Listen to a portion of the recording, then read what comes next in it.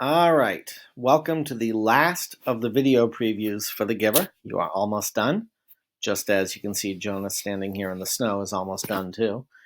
And we're going to go over some of the critical moments in this last section and what you should be keeping an eye on, okay? So, we've seen what happened with release and that Jonas is working on a plan with the Giver, which they're going to execute.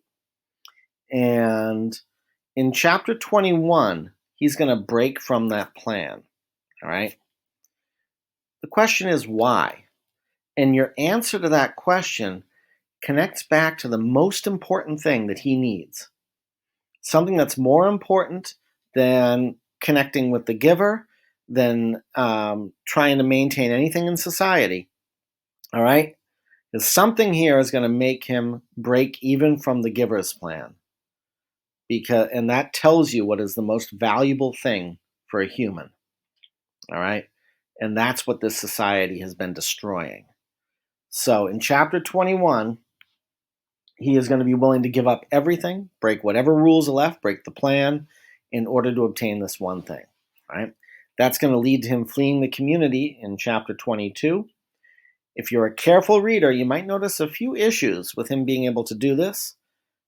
Questions it may raise in how Lowry designed this society. I'm still confused by some of it. I would have expected him to run into a bubble wall at some point, but he doesn't. But he's going to flee while being pursued rather dramatically by the forces of society.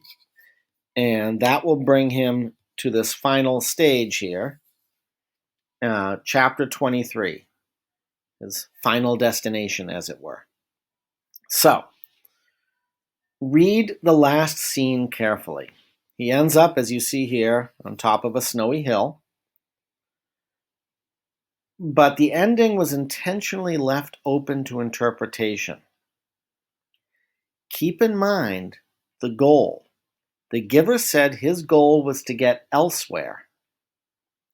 Thinking back through the book, have we heard or seen anyone else go elsewhere? Right?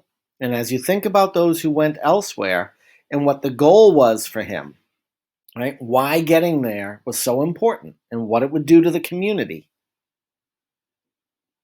What has to happen to Jonas at the end for him to get elsewhere? And is that what actually happens? Right? If you read the very end of the book carefully, there are two different interpretations. And that will affect what you say happens to this antihero. And whether he succeeds in his goal, dies trying, or maybe both. Right? Does he get away from society? Does he change his society? What do you think happens? All right, remember, that's the last stage of the antihero, is that rebellion piece. So the rebellion piece is from the plan onwards, right? Once he breaks free, right, that point of no return with the take your son to work day moment, after that, this is him breaking from society and trying to change society. All right, and that's your final stage and the final paragraph for the essay you're going to write. All right, so again, track those critical moments and make sure you report out in the reading reflection survey. And good luck. Let me know if you have any questions.